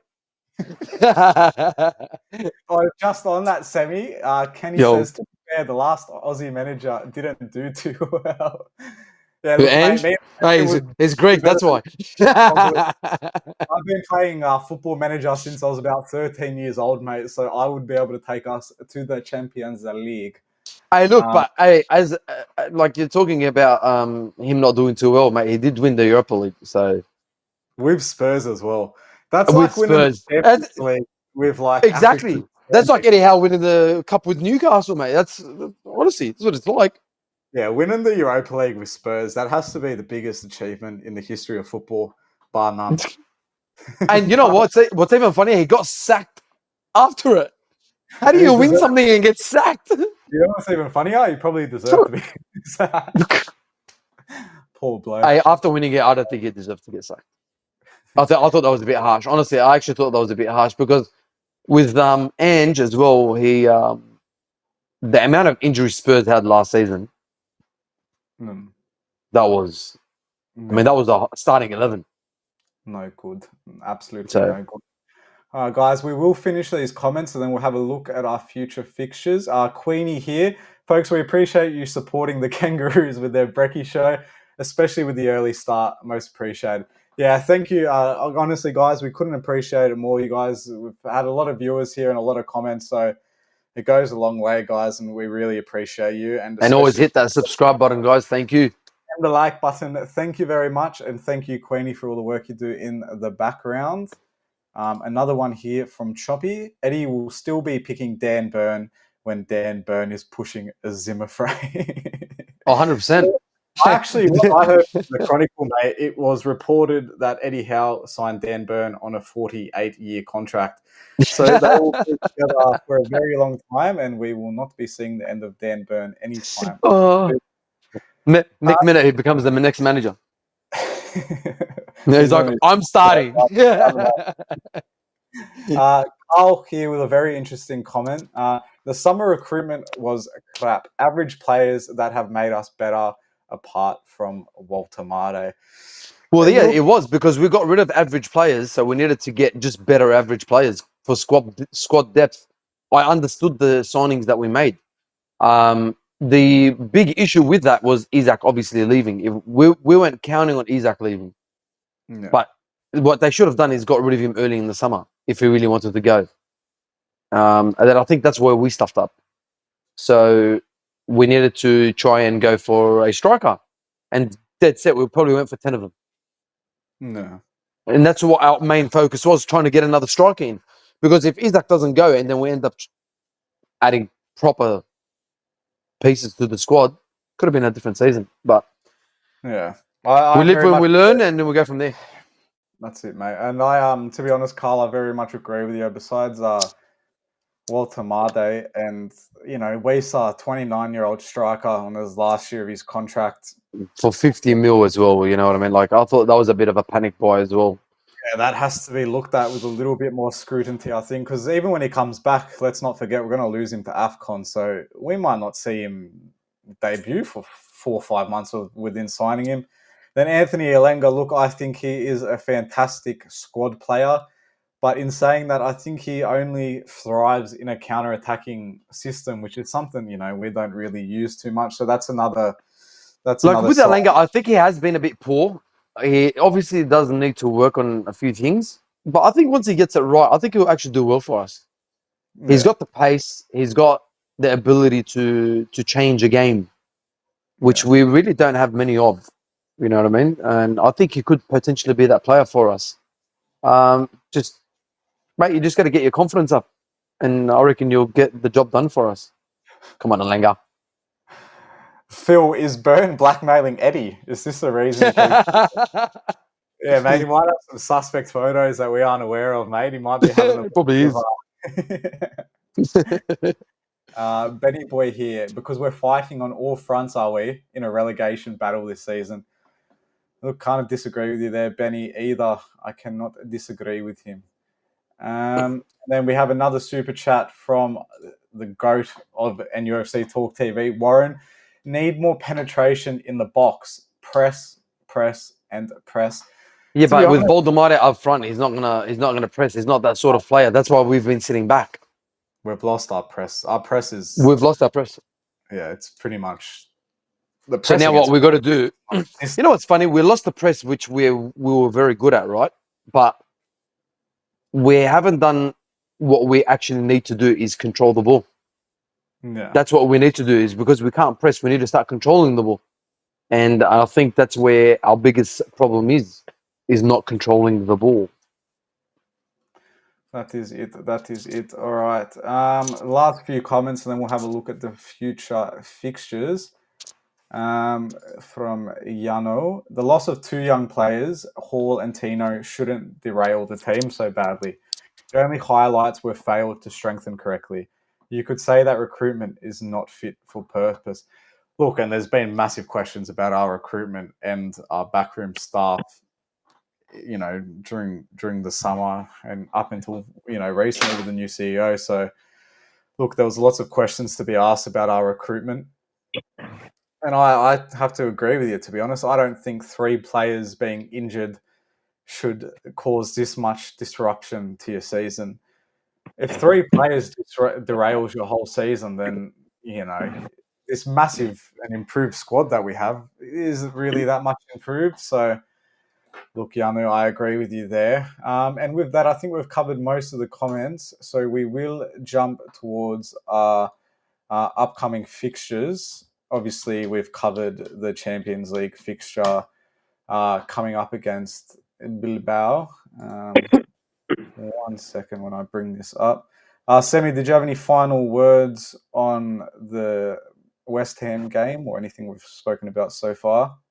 It was just disappointing, mate. There's nothing else to say about it. I mean, look, just move on from it. Not let it happen again, because surely you can't play worse than that, could you? Yeah, no. Oh, I don't That's think it, mate. Like, honestly, it's bigger and better things.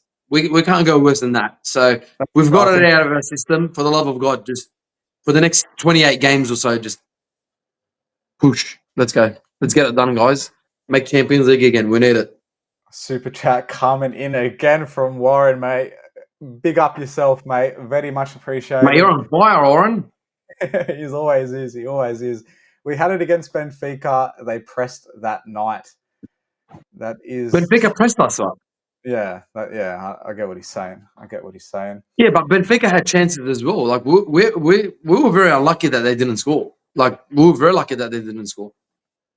Yeah, 100%. I mean, they smacked the post, and then Pope came up with a couple of good saves. Like I said, I'm not dissing Pope. I think he's a great shot stopper, and I've said it multiple times. It's just where we lack, or he lacks, is with his feet. Like against the Benfica game, instead of clearing the ball, he goes and kicks it for a corner. Very. Do you guys remember that? Yeah, I agree. Yeah, so like there's things like that will cost you games, man, because other teams will pounce on that corner. Yeah. Very smart comment here. I feel we played like we were on the Titanic sinking yesterday. Don't panic. We look like headless chickens running about. The fans who travelled deserve the full refund for that, Joss. 100% right, mate. We looked so poor, just void of ideas, and I don't think we're going to see a worse performance than that for a while, Phil. So you know what? Fingers crossed, because you know what? Right now, I don't know what to expect. It's like a roll of the dice at the moment with Newcastle. Well, talking about that, out of the next 15 available points, 5 fixtures, we have Athletic Club at home in the Champions League. Then we go up against Brentford in the Premier League, followed by Manchester City. Look, 2 very, very difficult games. And then after that, we follow that with an away trip to Marseille, and then ultimately come back against Everton away from home for our 5th game. Look, very, very, difficult fixtures, you could say. Bar the Athletic Club this week and maybe the Everton one, I think they're all very hard games, Semi. Very, very hard games. Out of the next 15 points, how many points do you think? Well, look, they're 2 different comps. So let's just go with the Prem. Who's the next 2 after that? All right, so let's talk about Brentford, which is the next so game. Brentford away. Yeah, Brentford away. Really, we should be beating Brentford. We shouldn't be losing to Brentford or drawing to Brentford. I get it's away. We should be beating them, though. Our team's better than theirs. This is what I've said. Look, if there's a game that I think we can draw or lose, is the City game at home. No. Well, like, if we want to become a big club, we shouldn't be losing to smaller clubs. It's that simple. No, I agree. But there's no other way to say it. We should not be losing to Brentford. We should not be losing to Everton. Who's after that? I can't remember. So, look, let's just focus on the next 5 games before we get too carried away. But from those next 5 games...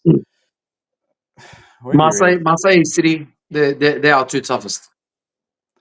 I think Man City will we usually play very strong against the top side, so I think we've got and it's at home, the City fixture, so I think we've got a very good shout. Have you realised that we've played all the top squads at home so far? So, in other words, we're copping all of them away. I don't even want to think about that, eh? Like right now, we're going to be copping City away, Arsenal away, Liverpool away, and then we've got Tottenham at home, so we're going to end up copping them away, and Chelsea at home coming up. So those are 5 trips that we're going to need to do it towards the end of the season from next year. Like, and we're losing to West Ham. Oh God. Alrighty, Champions League out the door. That probably concludes the first edition of the Breakfast Show here on NUFC Talk TV. Me and Sammy, we both can't. We really do appreciate all you guys sticking around. Thanks, guys. Thank you. Putting all your comments in. Big shouts outs to Warren for all the super chats. Really appreciate it, mate. Probably a little bit all over the place for our first show. Just getting the hang of things, guys. So bear with us. We will improve as the weeks go on. But once again, look, guys, with wins, we will be talking more positive stuff. So it was just, guys, I think the hate of the moment of that West Ham game, I think just got the better of us, to be honest. We couldn't have started the breakfast show on an absolute worst game. So I swear to God. We dealt with the cards we were given, or whatever that expression is. But once again, guys, thank you all very much for joining us, and we will be back here tomorrow morning on NUFC Talk TV. And any last words, Sammy boy? No, man, it was a great show, and thanks everyone for the comments, and always like and subscribe as well, guys. And hopefully we are going to do bigger and better things. Atletico, here we come. Athletic. Athletic Club. Club. Let's just get it done, mate. Let's just get it done. Alrighty, guys. Talk soon. Thanks again. Bye-bye. Thanks, guys. See you later.